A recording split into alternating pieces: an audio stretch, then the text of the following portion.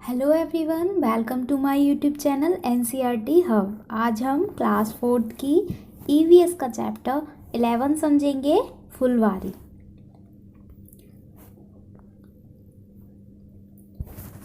उत्तराखंड में पहाड़ों के बीच में एक ऐसी ही जगह है जहाँ फूल ही फूल होते हैं। यह फूलों की घाटी कहलाता है। इंडिया का एक स्टेट है उत्तराखंड, जो पहाड़ों के बीच में है। और वहाँ वहाँ फूल ही फूल होते हैं। वहाँ पे बहुत सारे फूल ही फूल होते हैं, तो इसलिए बहुत सारे फूलों के होने की वजह से फूलों की घाटी कहलाता है। यानी कि उत्तराखंड क्या कहलाता है? फूलों की घाटी, द वैली ऑफ फ्लावर। कहीं झाड़ियों में लगे लाल फूल नज़र आते हैं, तो कहीं पत्थरों के बीच सफ़ेद फूल झांकते हुए मिलते हैं। तो कहीं झाड़ियों में लगे लाल फूल नज़र आते हैं, तो कहीं पर पत्थरों के बीच में सफ़ेद फूल निकले आ रहे होते हैं, जो देखने में ऐसा लगता है कि जैसे पत्थरों के बीच में से सफ़ेद फूल झांक रहे हों। पीले पीले फूलों के लंबे चौड़े कालीन जैसे मैदान भी हैं। तो पीले पीले फूलों के लंबे चौड़े मैदान, यानी कि पूरे मैदान, यानी कि समतल ज़मीन। तो जो समतल ज़मीन है वहाँ पे बहुत सारे पीले पीले फूल लगे हुए हैं। तो वो कैसे लगते हैं? लंबे चौड़े कालीन की तरह, जैसे कि फूलों की कोई कालीन बिछा दी हो। और कहीं कहीं अचानक घास के बीच छोटे छोटे तारों जैसे नीले फूल दिखाई देते हैं। और उन्हीं के बीचों में, घास के बीचों में छोटे छोटे क्या नीले फूल दिखाई देते हैं। अब वो कैसे लगते हैं? छोटे छोटे तारों जैसे लगते हैं। यह सब सपने जैसा लगता है ना? हाँ, इस घाटी में भी इतने सारे फूल साल में कुछ ही हफ्तों के लिए खिलते हैं। अब जब ये इतने सारे फूल देखकर ऐसा लगता है कि ये सब एक सपना है। तो हाँ, क्यों? क्योंकि इस घाटी में इतने सारे फूल साल में सिर्फ कुछ हफ्तों के लिए ही लगते हैं। अब ये चित्र दिखाया गया है यहाँ पे, ये मधुबनी डिज़ाइन का चित्र है। और ये चित्रकला बहुत पुरानी है, यानी कि इस चित्रकला को क्या नाम दिया गया है? मधुबनी। अब ये जो मधुबनी चित्रकला है वो बहुत पुरानी है। पता है इस चित्रकला का नाम मधुबनी क्यों पड़ा? तो इस चित्रकला का नाम मधुबनी क्यों पड़ा है? बिहार में मधुबनी नाम का एक ज़िला है। तो जो इंडिया का एक स्टेट है बिहार, उसमें एक डिस्ट्रिक्ट है मधुबनी नाम का। तो वहीं की ये डिज़ाइन है, इसलिए इस डिज़ाइन का नाम मधुबनी ही रख दिया गया है। त्योहारों और खुशी के मौक़ों पर वहाँ घर की दीवारों पर और आंगन में इस तरह के चित्र बनाए जाते हैं। अब जब त्योहारों पर और खुशी के मौक़ों पर, या फिर कोई भी त्यौहार हुआ या फिर कोई भी खुशी का मौका हुआ, तो ये जो डिज़ाइन होती है मधुबनी, वो वहाँ पर घर की दीवारों पर, आंगन पर इस तरह के बनाए जाते हैं। यह चित्र पिसे हुए चावल के घोल में रंग मिलाकर बनाए जाते हैं। अब ये चित्र कैसे बनाए जाते हैं? जैसे कि चावल का पाउडर फॉर्म में कर लिया, फिर उसको थोड़ा पानी मिलाकर घोल बना लिया, फिर उसमें कलर मिला के थोड़े खास तरह के कलर बनाए जाते हैं। और कलर भी वो कैसे होते हैं? नेचुरल कलर होते हैं, जैसे कि नील, हल्दी, फूल, पेड़ों के रंग आदि का इस्तेमाल किया जाता है कलर बनाने में। नील यानी कि इंडिगो, बिहार के रीजन में नील का भी कृषि होती थी। तो नीले कलर के लिए नील, पीले कलर के लिए हल्दी, और आदि कलर के लिए और अन्य फूल पेड़ों का यूज़ किया जाता है। चित्रों में इंसान, जानवर, पेड़, फूल, पक्षी, मछलियाँ और अन्य कई जीव जंतु साथ में बनाए जाते हैं। मधुबनी डिज़ाइन में क्या इंसान, जानवर, पेड़, फूल, यानी कि सभी के चित्र एक साथ में बनाए जाते हैं। और जो मधुबनी है वो बिहार की चित्रकला है, यानी कि वो बहुत पुरानी टाइम की है। आगे देख लेते हैं फूलों की दुनिया।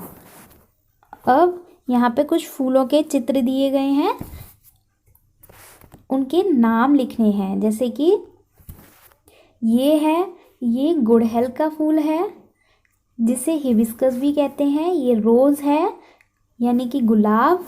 ये सूरजमुखी है, सनफ्लावर। ये मैरीगोल्ड है, ये चंपा है और ये मोगरा है। ये तो सभी ने देखी होगी, तुलसी जो सभी के घरों में होती है मोस्टली, और ये है जैस्मीन, और ये सफ़ेद सफ़ेद फूल है मोगरा टाइप का। तो अब यहाँ पे कुछ नीचे नाम दिए गए हैं जिनमें फूलों के नाम लिखने हैं, जैसे कि पेड़ों पर लगते हैं वो कौन से फूल हैं, ऐसे करके। तो पेड़ों पर लगते हैं जैसे गुलमोहर और कदम, ये पेड़ों पर लगते हैं। और झाड़ियों पर लगने वाले गुलाब और बेला, आपने देखा होगा गुलाब के साथ झाड़ियाँ होती हैं और कांटे भी होते हैं। और बेल पर लगते हैं, बेल पर लगने वाले फूल चंपा और रात रानी, पानी के पौधों में उगते हैं, पानी के पौधों में उगते हैं तो कमल पानी के पौधों में उगता है, और कुमुदनी सिर्फ रात में खिलते हैं तो रात रानी और हर्षरंगार, और दिन में खिलते हैं रात में बंद हो जाते हैं कमल और सूरजमुखी। और जिनको तुम आंखें बंद करके भी खुशबू से पहचान सकते हो, तो ऐसे जैसे गुलाब है, जैस्मीन है, उनको आंखें बंद करके भी हम लोग पहचान सकते हैं। जो किसी खास महीने में ही लगते हो तो गेंदा और डलिया, डहेलिया बोलते हैं, डहेलिया। और जो साल भर खिलते हैं वो है गुलाब और गुड़हल। अब पूछा गया है कि कोई ऐसा पेड़ पौधे भी हैं जिनका फूल कभी नहीं आता, तो वो है मनी प्लांट, जिसका कभी फूल नहीं आता। अब यहाँ पे एक बोर्ड दिया है जिस पे लिखा है फूल तोड़ना मना है। तो अक्सर जो बाग बगीचे होते हैं जहाँ क्यारियाँ होती हैं फूलों की, तो वहाँ पे अक्सर लिखा होता है कि फूल तोड़ना मना है, तो हमें उसमें से फूल नहीं तोड़ने हैं।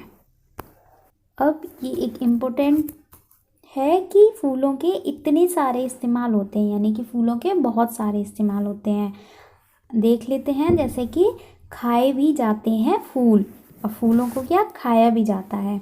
तुमने फूलों का कहाँ कहाँ इस्तेमाल देखा है, क्या तुम जानते हो? फूल खाए भी जाते हैं, बहुत से फूलों की सब्जी भी बनती है।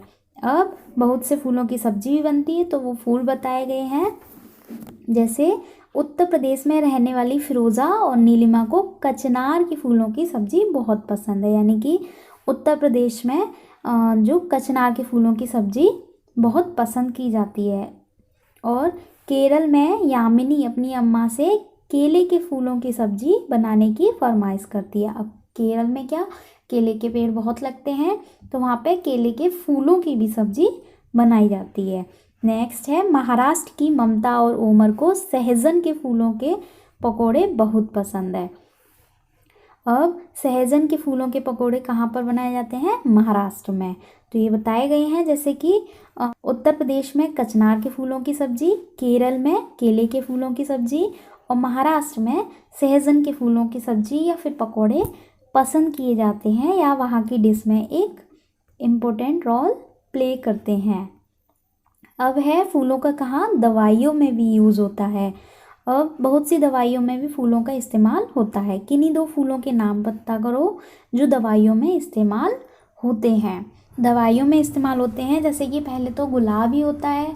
गुलाब के बहुत सारे यूज़ होते हैं, जैसे दवाइयों में उसका अर्क डाला जाता है, उसका एसेंस डाला जाता है क्या, और एक होता है मोगरा, मोगरा का यूज़ किया जाता है। आगे चलते हैं। खुशबू और रंग, बहुत से फूलों जैसे गुलदावरी, जीनिया से भी रंग बनाए जाते हैं, उन रंगों से कपड़े भी रंगे जाते हैं। यहाँ पर दादी माँ का नुस्खा बताया गया है।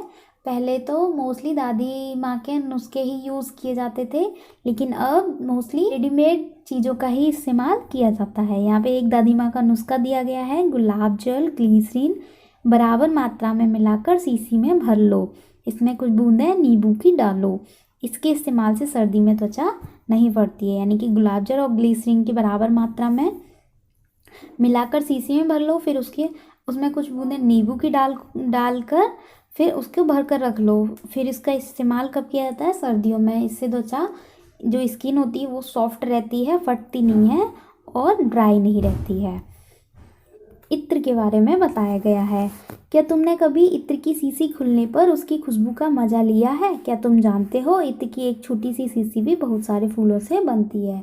जब इत्र की एक छोटी सी शीशी में से बहुत अच्छी सी स्मेल आती है, तो उस छोटी सी शीशी में क्या बहुत सारे फूलों की खुशबू होती है, उसमें बहुत सारे फूलों का एसेंस होता है।